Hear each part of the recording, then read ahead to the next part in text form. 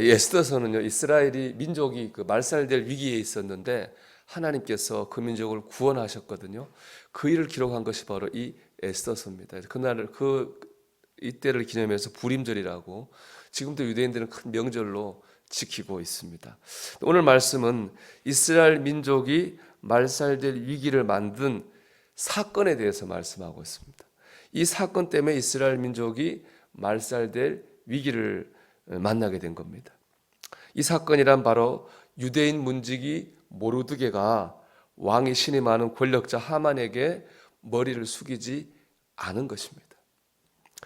하만은 왕이 아주 신임하는 신하입니다. 왕은 하만을 모든 신하 위에 높여주었습니다. 모든 신하들이 하만에게 머리를 숙여서 절을 했어요. 그런데 문지기 모르드게만은 하만에게 절을 하지 않았습니다. 다른 신하들이 왜 절하지 않느냐, 절하라 그렇게 말해도 모르드게는 끝까지 하만에게 머리를 숙이지 않았습니다. 이 하만은 모르드게를 죽이려고 합니다. 그리고 듣고 보니까 모르드게가 유대민족이라는 얘기를 듣고는 더 화가 났습니다. 그래서 모르드게뿐 아니라 유대민족 전체까지도 죽이려고 한 겁니다. 이제 두 가지 질문이 이 말씀 보면 생길 수 있습니다. 첫째, 왜 모르드게는 끝까지 하만에게 머리를 숙이지 않았을까요? 하는 겁니다. 모르드게는 일개 문직이고요. 하만은 우리 조선시대로 하면 영의정, 제일 높은 신하입니다. 문지기가 영의정한테 고개를 숙이는 거는 당연히 해야 될 일입니다. 이상한 일이 아닌데 그럼에도 불구하고 모르드게는 끝까지 고개를 숙이지 않았습니다. 만약 모르드게가 고개를 숙였다면 유대 민족이 말살될 위험은 없었을 겁니다. 그런데 모르드게는 끝까지 고개를 숙이지 않았습니다. 또 하나의 질문은 왜 하만은 모르드게가 유대인이라고 하는 걸 알고 더 분노하고 모르드게뿐 아니라 유대인 전체를 죽이려 했을까라고 하는 겁니다.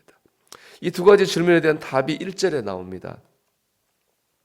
그 후에 아하수에로 왕이 아각 사람 함무다다의 아들 하만의 지위를 높이 올려 함께 있는 모든 대신 위에 두니.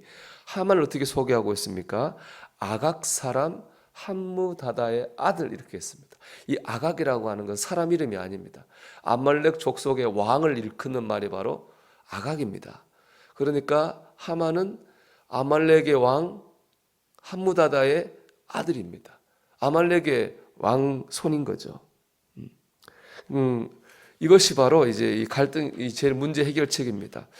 왜냐하면 아말렉 족속은 이스라엘의 영원한 적입니다. 이스라엘과 아말렉 족속이 처음 전쟁한 것은요, 이스라엘 백성이 애굽을 나와서 가나안 땅을 향해 나갈 때입니다. 사실 아말렉의 조상은 누구냐 하면은 에서입니다. 에서의 동생이 야곱이잖아요. 야곱이 이스라엘 민족의 조상이거든요. 그리고 보면 이스라엘과 이 아말렉 족속은 형제지간이에요.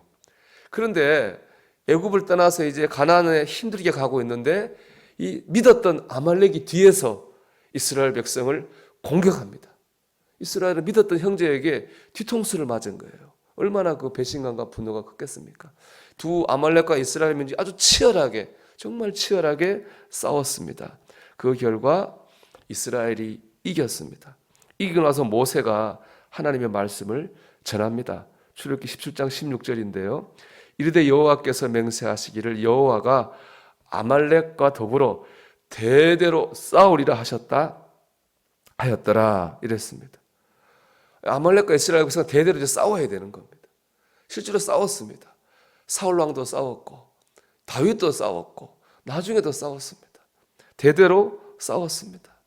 이런 역사적 배경이 있었기 때문에 모르드게는 아말렉 족속의 왕의 자손이었던 하만에게 머리를 숙일 수가 없었던 겁니다. 다른 사람에게는 몰라도, 다른 것에는 몰라도 아말렉에게만큼은 머리를 숙여서는 안 되는 겁니다. 하나님의 백성은. 또 아말렉은 늘 하나님의 백성을 죽이려고 합니다. 자, 그러면 오늘날 내게 있어가는 아말렉은 누구일까라고 하는 것이죠.